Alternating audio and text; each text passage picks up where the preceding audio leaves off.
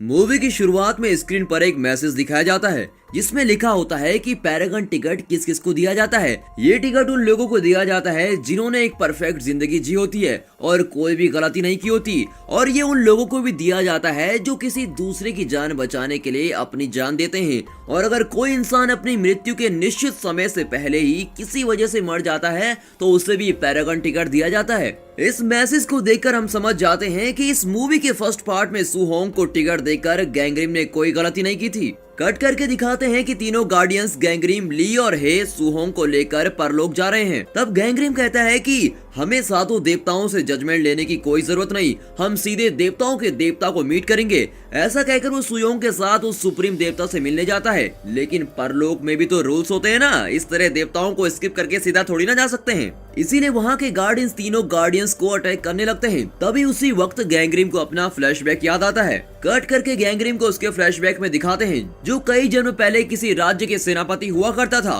तभी कोई आवाज देकर उसे जगाता है। कट करके दिखाते हैं कि हे गैंगरिम को उठाने की कोशिश कर रहा है। गैंगरिम बेहोशी से उठ जाता है और हे के साथ मिलकर परलोक के सभी गार्ड से युद्ध करता है। इस युद्ध के बीच वहाँ भूकंप आ जाता है। तभी वहाँ मिट्टी का एक पैलेस बनने लगता है। वो देवताओं के देवताओं का पैलेस होता है। उसे इस तरह प्रकट होते देखकर वहाँ युद्ध कर रहे सभी लोग रुक जाते हैं और उसे प्रणाम करते हैं। ली सुहोंग को भी देवता को प्रणाम करने को कहती है। अब तीनों गार्डियंस अपने हथियार फेंक देते हैं और देवता के आगे घुटने टेक देते हैं और बिल्कुल खड़े हो जाते हैं। देवता गैंगरिम से बहुत ही नाराज होता है और उसे खूब डांटता है। इसकी वजह ये होती है कि सुहोंग मरने के बाद भी दिल में बदले की आग लिए धरती पर आत्मा बनकर घूम रहा था और गैंगरिम उस आदमी का सपोर्ट करते करते अब इस हद तक पहुंच चुका है कि उसे पुनर्जीवन दिलवाने की सोच रहा है और उसे पैरागन का टिकट देकर यहाँ ले आया है। देवता का गुस्सा अपनी जगह सही था। देवता के अलावा उनके दो वकील भी बहुत गुस्से में होते हैं। उनका मानना था कि सुयोंग को किसी ने जानबूझकर नहीं मारा था, वो एक एक्सीडेंट था।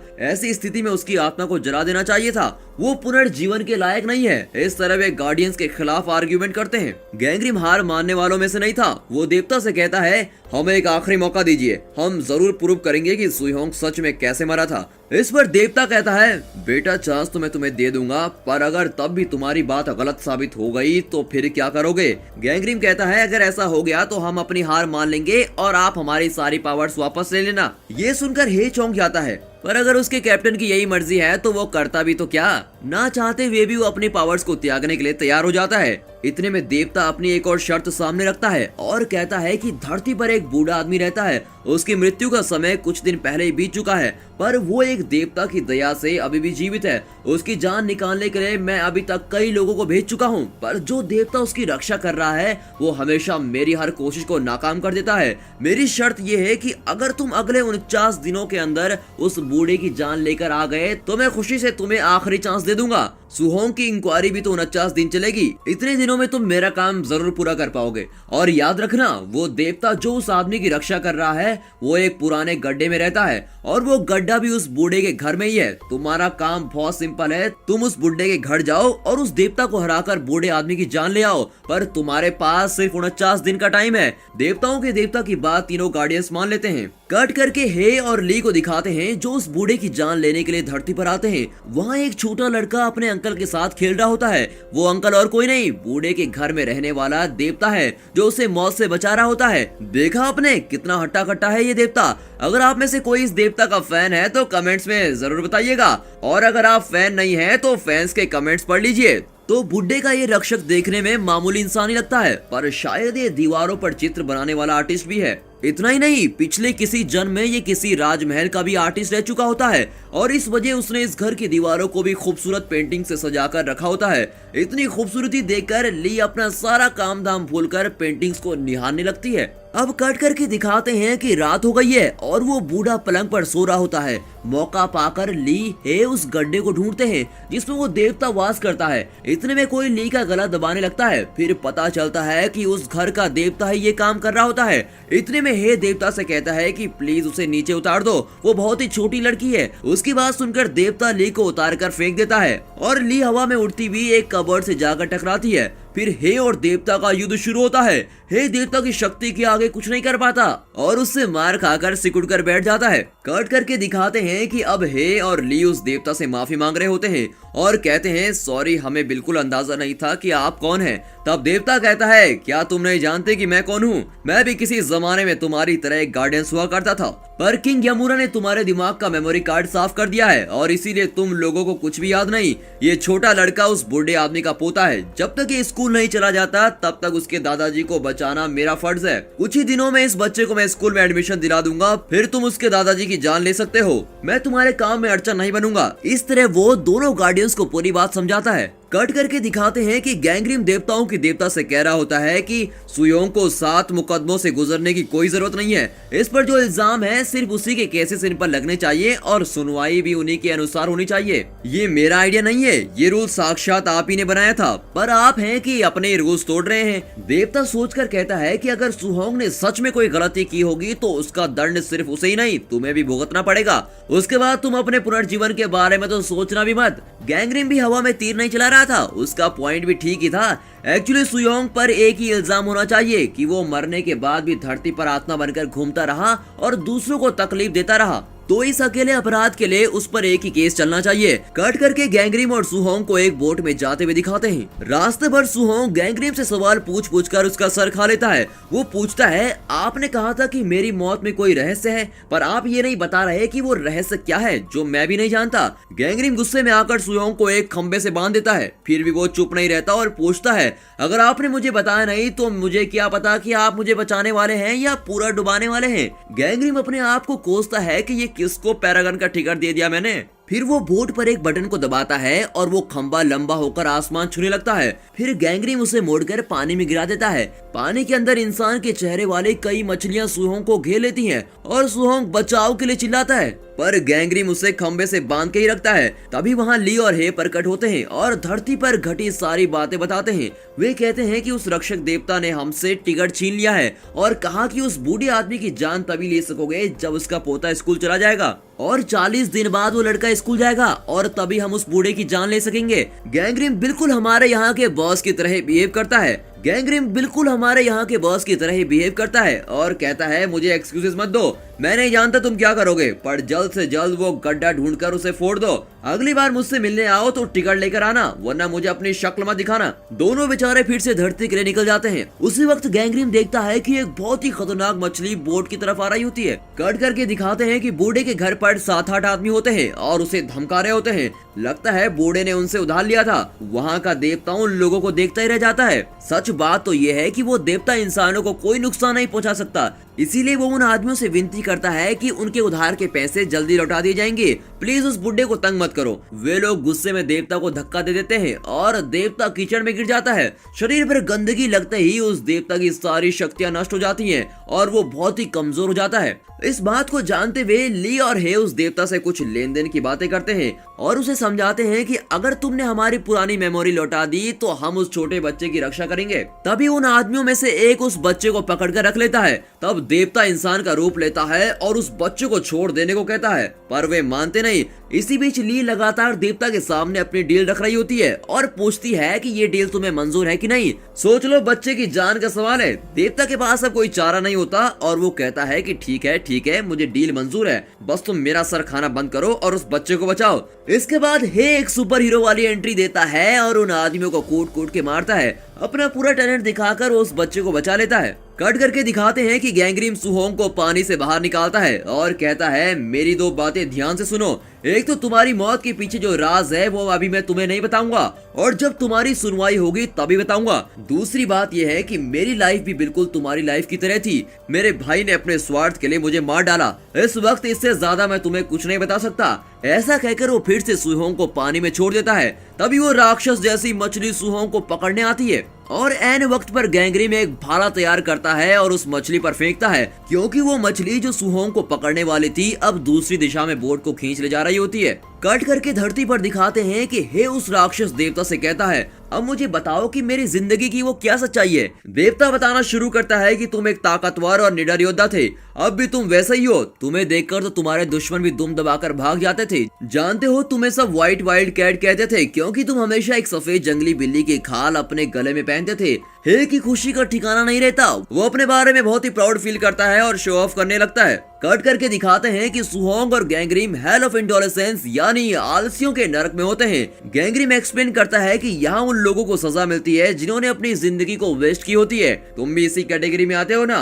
अपने भाई के पैसों से ही तुमने पढ़ाई की थी, इसलिए तुम्हें सजा भी जरूर मिलेगी, पर मैं तुम्हें यहाँ से बचा कर ले जाऊंगा, इसीलिए तुम मेरा ये एहसान याद रखना। इतना ही नहीं, मैं तुम्हें पुनर्जीवन जरूर दिलवाऊंगा। इस पर सुहोंग कहता है कि तुम मुझ पर सिर्फ ये एहसान कर दो कि मुझे पुनर्जीवन मत दिलाओ। कट करके सीन धरती पर शिफ्ट होता है। ली और हे रक्षक देवता से पूछते हैं कि आप उस लड़के को क्यों बचाने की कोशिश कर रहे हैं। देवता फ्लैशबैक बताता है उस छोटे लड़के की माँ मर गई थी, उसका बाप दुनिया भर में उधार लेकर गाँव छोड़कर भाग गया था, ये लड़का भी बीमार पड़ गया था। इतना ही नहीं, इन्हीं के घर के गड्ढे में मैं कई सालों से रह रहा हूँ। इस बच्चे की ये दशा देखकर मुझसे चुप नहीं रहा गया, इसलिए इंसान का रूप लेकर मैं इसकी मदद करने लगा हूँ। ये बच्चा अपने दादाजी के भरोसे जी रहा था। इसे अच्छे स्कूल में दाखिला दिलवाने की मैं बहुत कोशिश कर रहा हूँ, पर मेरे पास उतने पैसे ही नहीं है। पैसे कमाने के लिए मैं जुआ खेला, शेयर मार्केट में भी ट्राई किया, हर जगह नुकसान ही नुकसान हुआ। अभी तो मैं प्राइवेट लोन भी नहीं ले सकता। इस सिचुएशन में बच्चे को अगर अकेला छोड़ दिया तो इसके फ्यूचर का क्या होगा,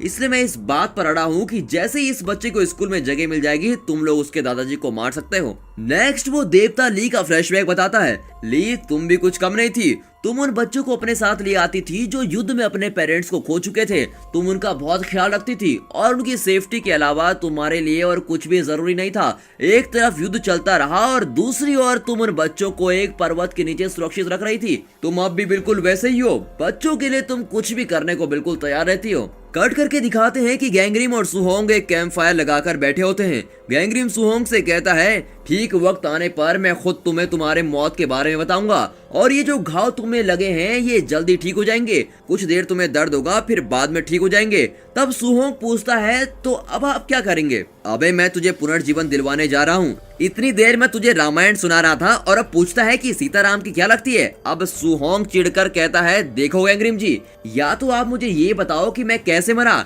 या कम से कम इतना ही बता दो कि तुम कौन हो, पर काम की बात तो तुम करती नहीं। जब देखो मुझसे पुनर्जीवन दिलवाने पर तुले हुए हो। अरे नहीं चाहिए मुझे पुनर्जीवन, ऐसा कहकर वो भागने लगता है। गैंगरीम उसे पीछे से पुकारता है, पर इतने में वो खुद कुछ दूर जाकर रुक जाता है। उसकी आंखों के सामने एक बहुत ही गहरा खड्डा दिखाई देता है, जिसे देखकर उसका सर चकरा जाता है। सुहोंग की जिद के आगे गैंगरीम झुकता है और उसे अपने बारे में बताता है। मेरे पिता गोरियो आर्मी के सेनापति थे। वो एक बहुत ही काबिल सेनापति और नेक इंसान थे, इसलिए सब उनकी बड़ी इज्जत करते थे। जिस उम्र में मैंने घुड़सवारी सीखी थी तब से मेरे पिता मुझे युद्ध में ले जाते थे। हर सिचुएशन को वो बहुत समझदारी से हैंडल करते थे। ये सुनकर सुहोंग कहता है, वो सब तो ठीक है, पर मुझे तुम्हारे भाई के बारे में जानना है। इस पर गैंगरीम कहता है, एक युद्ध में जब हमने अपने दुश्मन को हरा दिया था तो आर्मी कैंप में एक बच्चा था जो अपने माँ बाप को युद्ध में खो चुका था, और मेरे पिता उस बच्चे को बचा के साथ ले आए और उसे एक ऑर्फनेज में दाखिला करवा दिया। एक्चुअली वहीं से कहानी शुरू हुई थी। कट करके दिखाते हैं कि धरती पर दोनों गार्डियंस उस बच्चे और उसके दादाजी के साथ लगभग सेटल हो गए हैं। यहाँ तक कि उस बच्चे के होमवर्क में भी ली हेल्प करने लगती है। दूसरी तरफ हे उस बुड्ढे के साथ हंसी मजाक करते हुए टीवी पर न्यूज देख रहा होता है। तभी न्यूज में दिखाते हैं कि कुछ आर्मी ऑफिसर सुहोंग की लाश को जमीन खोदकर निकाल रहे होते हैं। उस दिन का ब्रेकिंग न्यूज वही होता है। कट करके गैंगरीम अपना फ्लैशबैक कंटिन्यू करता है और कहता है कि मेरे पिता ने जिस लड़के को ऑर्फनेज भेजा था वो उसे भी अपने बेटे की तरह ही देखते थे। मुझे ये बिल्कुल पसंद नहीं था और इस वजह से मुझे उस लड़के से चिढ़ होती थी, पर मैं अपने पिता को ये बिल्कुल नहीं बताना चाहता था। इस तरह दिन गुजरने लगे और मेरे पिता उस लड़के को खूब ट्रेन करने लगे। मेरे पिता जैसा काबिल योद्धा से ट्रेनिंग पाकर वो लड़का और भी आगे निकल गया और एक दिन उसने मेरे पिता को हरा दिया। इतना ही नहीं, वो डिफेंस करना भी अच्छी तरह से सीख गया था। मैं उसे चाहे जितना भी अटैक कर लूं पर उसे कभी भी घायल नहीं कर पाता था। वो खुद को बचाने में इतना माहिर हो गया था और हमेशा जीत उसी की होती थी। एक दिन मेरे पूछने पर उसने बताया कि उसे इन सब की ट्रेनिंग मेरे पिता ने ही दी थी। मेरे पिता ने उसे ये सिखाया था कि जब दुश्मन हम पर हमला करे तो जब तक हो सके हमें लगातार डिफेंस ही करना चाहिए, और जब हमारा दुश्मन थकता हुआ दिखे तो हमें एकदम अटैक करना चाहिए, तभी हमारी जीत हो सकती है। इस टेक्निक्स को यूज करके उस लड़के ने मेरे पिता को हरा दिया था। अपना फ्लैशबैक बताते बताते सुहोंग और गैंगरिम एक खुली जगह पर पहुंचते हैं। तभी गैंगरिम अपनी तलवार निकालता है। सुहोंग पूछता है कि इसे आप अभी क्यों निकाल रहे हैं। गैंगरिम कहता है कि तुम एक खतरनाक आत्मा बनकर धरती पर घूमते रहे, पर अब परलोक में तुम्हारी सुनवाई होने वाली है और इसीलिए तुम्हारी इमेजिनेशन में जी रहे कई मॉन्स्टर्स यहाँ आने वाले हैं। पर सुहोंग कुछ ज्यादा ही ओवर कॉन्फिडेंट होता है और कहता है कि कोई मॉन्स्टर मेरा कुछ नहीं बिगाड़ पाएगा। जानते हो ना, मैं एक भयानक आत्मा हूँ, ये इमेजिनेशन वाले मॉन्स्टर मुझे क्या कर लेंगे। ये तलवार तुम अंदर रख लो, इसकी कोई जरूरत नहीं पड़ेगी। कट करके धरती पर ली और हे को दिखाते हैं। ली राक्षस देवता से पूछती है कि वो और हे पिछले जन्म में कैसे मिले थे। रक्षक देवता बताता है कि एक बार जंगल में एक खतरनाक टाइगर तुम्हें अटैक करने वाला था। उस वक्त इस व्हाइट वाइल्ड कैट ने ही तुम्हें बचाया था। तुम उसके देश की लड़की नहीं थी, इसीलिए वो तुम्हें जबरदस्ती एक सीक्रेट जगह पर ले गया और ये वही जगह थी जहाँ तुम कई दिनों से रह रही थी। वहाँ जाकर उसने देखा कि तुमने कई बच्चों को शरण दी है। ये देखकर उन बच्चों की जरूरत की हर चीज का इंतजाम इस व्हाइट कैट ने किया था। इस तरह वो देवता ली और हे की मीटिंग के बारे में बता रहा होता है। तभी वहाँ कई आदमी आते हैं और अपने पैसे वापस मांगते हुए चिल्ला रहे होते हैं। हे को बहुत गुस्सा आता है कि यहाँ मेरा सुपर फ्लैशबैक चल रहा था और न जाने ये लोग बेवक्त पर हमेशा डिस्टर्ब करने क्यों आ जाते हैं। गुस्से में वो उन सबको मार मार कर गिरा देता है, पर बाद में पता चलता है कि वो लोग साहूकार नहीं है। कट करके दिखाते हैं कि परलोक में गैंगरिम और सुहोंग के सामने कई डायनासोर्स आने लगते हैं। गैंगरिम सुहोंग को बचाने की बहुत कोशिश कर रहा होता है। इतने में वहां की जमीन फटती है और अंदर से एक जायंट डायनासोर्स निकलता है और गैंगरिम और सुहोंग को निगल लेता है। कट करके डायनासोर के पेट में दिखाते हैं कि गैंगरिम और सुहोंग जिंदा हैं और पेट में बैठे बातें कर रहे होते हैं। गैंगरिम कहता है कि अब हेल ऑफ बिट्रायल यानी विश्वासघात के नर्क में जाने वाले हैं, जहां विश्वासघात करने वाले लोगों को सजा मिलती है। तो सुहोंग कहता है कि मैंने किसी के साथ विश्वासघात नहीं किया और ना ही किसी ने मुझे धोखा दिया है। कर्नल और वो जूनियर सोल्जर जानते हैं मैं उस वक्त जिंदा ही था। अगर कर्नल और वो जूनियर सोल्जर जानते कि मैं उस वक्त जिंदा ही था तो वो मुझे कभी नहीं दफनाते। वे इतने बुरे नहीं हैं कि मुझे जिंदा ही दफना देते, इसीलिए मैं तो कहूंगा कि उन्होंने मुझे धोखा नहीं दिया है। उसकी बात सुनकर गैंगरिम अपना फ्लैशबैक कंटिन्यू करता है। वो बताता है कि मेरे पिता से ट्रेनिंग पाकर वो अंधा लड़का बहुत ही समझदार हो गया था और मुझसे भी ताकतवर बनने लगा था। युद्ध के समय उसकी काबिलियत को देखकर मेरे पिता ने उसे एक पलटन सौंप दी थी। मैं उससे कम ताकतवर और समझदार नहीं था, फिर भी मेरे पिता ने मुझे न चुनकर उसे मौका दिया। मैंने अपने पिता को आखिरी बार तभी देखा था। युद्ध में हमारी सेना हार गई और मेरे पिता भी उस युद्ध में मारे गए थे। मैं जानता हूँ कि वो लड़का जो मेरा छोटा भाई बना बैठा है वो मेरे पिता की मौत का कारण था, पर फिर भी मैं कुछ नहीं कर सका। इसके बाद मुझे सेनापति बना दिया गया। सुहोंग उसका मजाक उड़ाकर कहता है कि सेनापति बनकर तो तुमने अपने उस भाई से जरूर बदला लिया होगा। इस पर गैंगरिम चुप रह जाता है। कट करके धरती पर दिखाते हैं कि रक्षक देवता हे का फ्लैशबैक कंटिन्यू कर रहा होता है। फ्लैशबैक में ली अब हे के संरक्षण में होती है। पिछले जन्म में ली के पेरेंट्स को व्हाइट वाइल्ड कैट नहीं मारा होता है। ये सुनकर ली को बहुत ही बुरा लगता है और वो हे से बात नहीं करती। उसका बिहेवियर देखकर हे उससे कहता है तुम इस तरह मुझसे मुंह क्यों मोड़ रही हो, वो कई हजारों वर्षों पुरानी बात है, उस बात पे तुम मुझसे गुस्सा हो रही हो। पर ली इस बात को एक्सेप्ट नहीं करती और कहती है पिछला जन्म हुआ तो क्या हुआ, तुम जानते थे कि तुमने मेरे माँ बाप को मारा था पर तुमने ये बात मुझसे छुपाई, तुम बहुत ही बुरे हो। ऐसा कहकर ली वहाँ से चली जाती है। तब रक्षक देवता उसे समझाता है कि तुम हे से नफरत मत करना, तुम्हारे पेरेंट्स की मौत का जिम्मेदार हे जरूर था, पर वो उस बात पर रोज पछताया करता था, पर उसके बदले में उसने तुम्हारी और उन सारे बच्चों की जी जान से देखभाल की थी। अपने दिल की बात वो तुमसे कभी कह नहीं पाया क्योंकि वो डरता था कि तुम उससे नफरत करने लगोगी। कट करके गैंगरिम और सुहोंग अब हेल ऑफ इनजस्टिस यानी अन्याय के नर्क में पहुंच जाते हैं। वहाँ के दोनों वकील सुहोंग के खिलाफ कहते हैं कि ये दुरात्मा बनकर धरती में घूमता रहा, इसीलिए इसे दंड जरूर मिलना चाहिए। गैंगरिम बीच में टोक कर कहता है ये बिल्कुल गलत है, सुहोंग को जानबूझकर मार दिया गया था। वहाँ का देवता इस बात का सबूत मांगता है। गैंगरिम कहता है कि इसका एक विटनेस है जो जूनियर सोल्जर है। देवता पूछता है कि क्या तुम एक जिंदा आदमी को परलोक में विटनेस बनाकर लाओगे। गैंगरिम हाँ में जवाब देता है। कट करके दिखाते हैं कि धरती पर वो जूनियर सोल्जर कोमा में पड़ा हुआ है। उसकी गवाही पर ये केस चलने वाला होता है। उसे तो ये एक सपना लगता है पर वो सच में परलोक में अपनी गवाही दे रहा होता है। गैंगरिम उसे क्रॉस क्वेश्चन करता है कि जब तुम दोनों सुहोंग को दफना रहे थे क्या तुम जानते थे कि वो जिंदा है। सोल्जर बीती बातें याद करने लगता है। एक्चुअली सुहोंग को दफनाते वक्त सोल्जर और कर्नल ने उसके हाथों को जरा हिलाते देखा था, पर इसके बावजूद उन्होंने सुहोंग को दफना दिया होता है। अब वो झूठी गवाही देता है कि उन्हें बिल्कुल नहीं पता था कि वो उस टाइम जिंदा था। गैंग्रीम कहता है कोमा में रहकर भी तेरी अकल ठिकाने नहीं पड़ी, सीधे सीधे सच बता वरना तुझे जिंदा ही परलोक में ले आऊंगा। उसकी बात सुनकर सोल्जर कहता है कि पुरानी बातें सोचकर अब पछताने का क्या फायदा। सुहोंग को ये बात अजीब लगती है और वो आगे आकर सोल्जर से पूछता है कि तुम ऐसी बात क्यों कर रहे हो। इस पर वहाँ का देवता गुस्से में आ जाता है कि मेरे रहते तुम आगे आकर बोलने की हिम्मत मत करो। फिर देवता सुहोंग को एक कांच के बॉक्स में खड़ा करके उसमें पानी भरवाता है। इस बीच गैंग्रीम उस सोल्जर से लगातार इंक्वायरी कर रहा होता है। सोल्जर कुछ नहीं बोल पाता और ना ही वो कुछ बोलना चाहता है। इतने में वो अपनी आखिरी शब्द कहता है कि मुझे माफ कर दो, और धरती पर वो सोल्जर जो कोमा में था मर जाता है और ये इंक्वायरी यहीं पर खत्म होती है। गैंग्रीम मायूस हो जाता है कि ये क्या हो गया, पर देवता कहता है कि इसी को किस्मत कहते हैं। कट करके धरती पर दिखाते हैं कि ये लोग कहीं बाहर गए होते हैं और घर लौट रहे होते हैं। तभी घर से कुछ आदमी बाहर निकल रहे होते हैं। ये लोग चौंक जाते हैं कि ये आदमी फिर से यहाँ क्यों आए थे।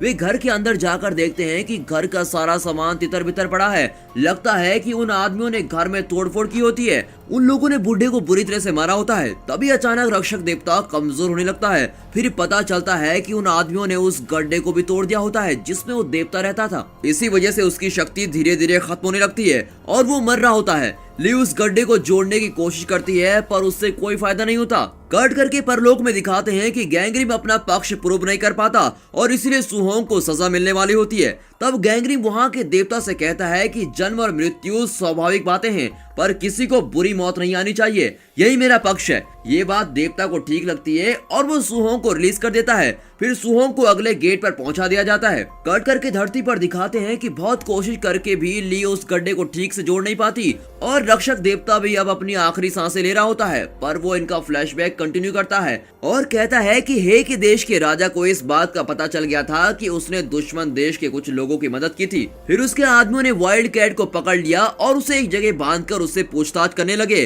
कि दुश्मन देश के बच्चे उसने कहाँ छुपा के रखे हैं। वे लोग खासकर ली के बारे में पूछ रहे होते हैं। उन लोगों की टॉर्चर करने पर भी हे तुमने अपना मुंह नहीं खोला। फिर गुस्से में आकर उस राजा ने तुम्हें जंगल में भेड़ियों के बीच छोड़ देने को कहा।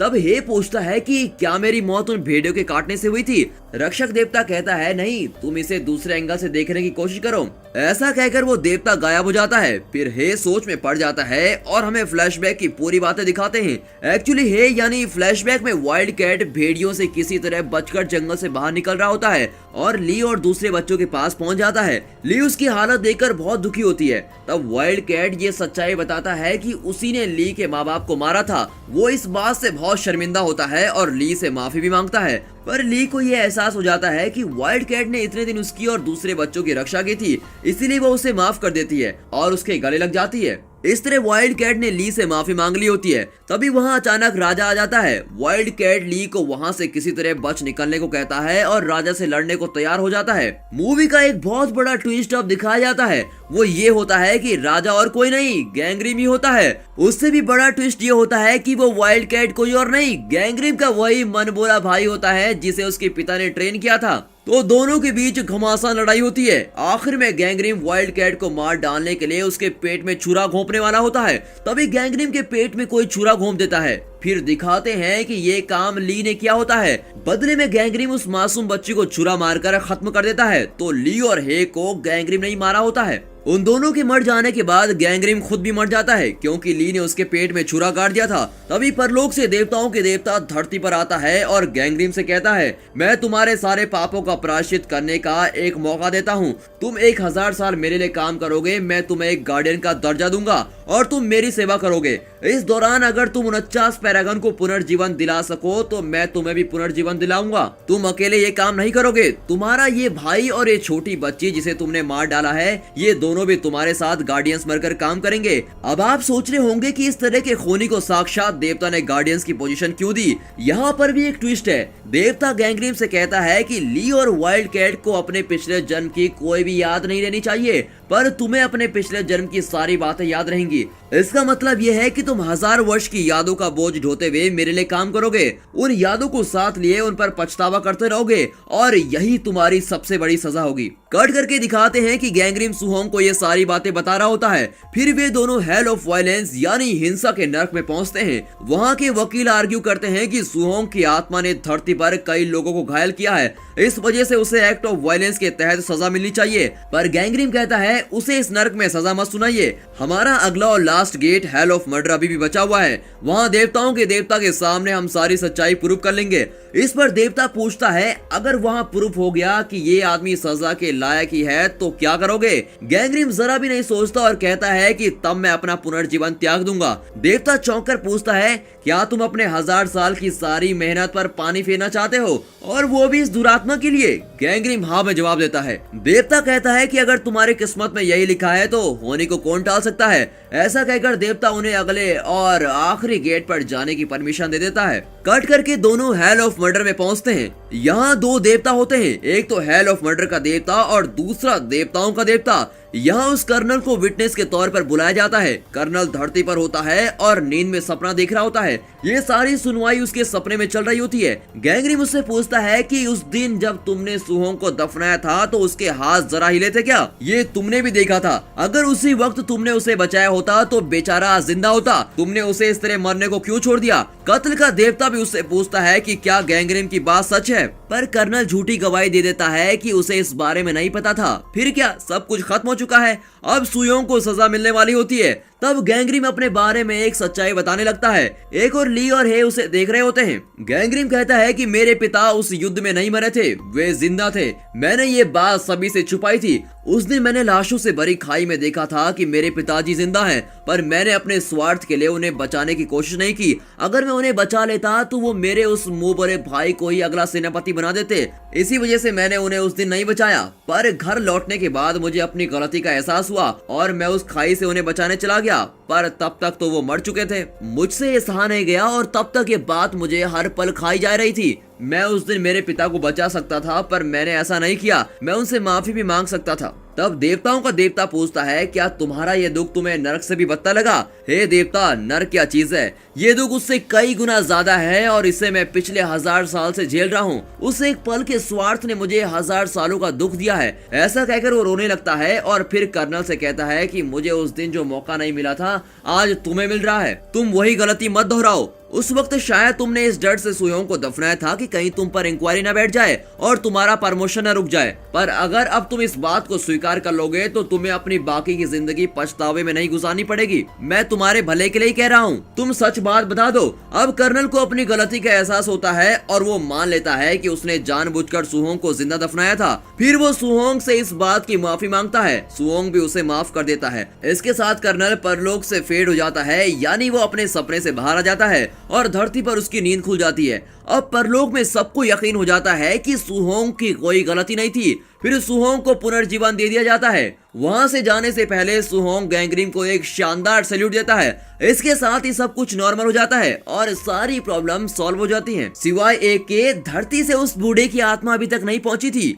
कट करके दिखाते हैं कि वो बूढ़ा अपने पोते के साथ बड़ी खुशी से खेल रहा होता है। एक्चुअली बात ये होती है कि उस रक्षक देवता ने कई जगह पैसे इन्वेस्ट किए होते हैं। उनमें से एक जगह से बूढ़े को पैसे मिलते हैं और वो अपने पोते को एक अच्छे स्कूल में भेजने लगता है। अब आप सोचेंगे कि लड़का तो स्कूल में भर्ती हो गया तो क्या अब गार्डियंस इस बूढ़े की जान ले लेंगे? शायद गैंगरिम भी ये सवाल एक्सपेक्ट कर रहा था, इसीलिए वो ली और हे से कहता है कि इस लड़के को थोड़ा बड़ा हो जाने दो, फिर हम उसके दादाजी की जान लेंगे। तब तक हम अपने गार्डियंस वाली नौकरी करेंगे। ली और हे खुशी से मान जाते हैं। तब गैंगरिम कहता है कि इस कहानी को तो अच्छा एंड मिल गया, पर अभी हमारा काम बाकी है। वहाँ एक आदमी 3 दिन से गेट पर खड़ा है, चलो हम उसे भी पुनर्जीवन दिलवाएंगे। इस पर सब खुशी से वहाँ से निकलते हैं। आप फिर सोचेंगे कि वो कौन है जो 3 दिन से गेट पर खड़ा है? वो आदमी और कोई नहीं, जूनियर सोल्जर होता है। उसे मिलने के लिए ली और हे निकलते हैं। तभी गैंगरिम उन्हें रोकता है और कहता है कि मैं तुमसे एक बात कहना चाहता हूँ। हजारों साल पहले मैं, इसके आगे गैंगरिम कुछ बोल नहीं पाता और कुछ नर्वस दिखता है, पर ली और हे ये अच्छी तरह जानते हैं कि वो क्या बोलने की कोशिश कर रहा होता है।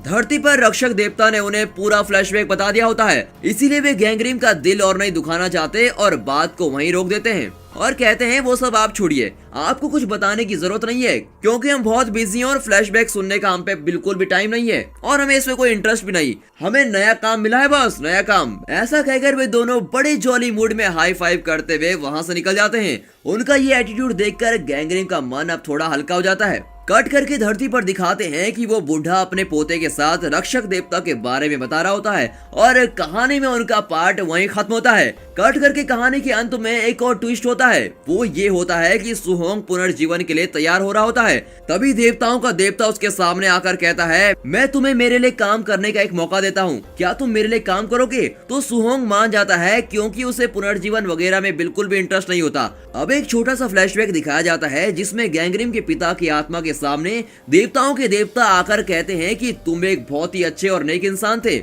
यहाँ तक कि दुश्मन देश के लोग भी तुम्हें बहुत इज्जत देते थे। तुम्हारे जैसे समझदार और अच्छे इंसान को मैं एक और मौका देता हूँ, क्या आप मेरे साथ मिलकर काम करेंगे, मेरी तरह देवताओं के देवता बनेंगे? गैंगरिन के पिता उस ऑफर को स्वीकार नहीं करना चाहते थे, पर गैंगरिन के बारे में सोचकर उन्होंने देवता का ऑफर स्वीकार कर लिया होता है। पर उन्होंने देवता की एक शर्त रखी थी कि मैं अपने रूप में रहकर ये काम नहीं करूंगा, आपको अपना रूप मुझे देना होगा। देवता उसकी बात मानकर अपना रूप उसे दे देता है। इसका मतलब ये हुआ कि अब तक जिस देवताओं के देवता की हम बात कर रहे थे और जिसको हमने देखा वो गैंगरिन के पिता ही थे। और इस सस्पेंस के खुलने के साथ ही ये मूवी यहाँ पर खत्म होती है। ये मूवी आपको कैसी लगी कमेंट्स में बताना ना भूलिए, हमें यकीन है कि आपको बहुत पसंद आई होगी। और दोस्तों इस वीडियो को एक लाइक, चैनल को सब्सक्राइब जरूर कीजिए और हाँ साथ ही अपने फ्रेंड सर्कल्स में इस वीडियो को शेयर जरूर कीजिए। And finally thanks for watching.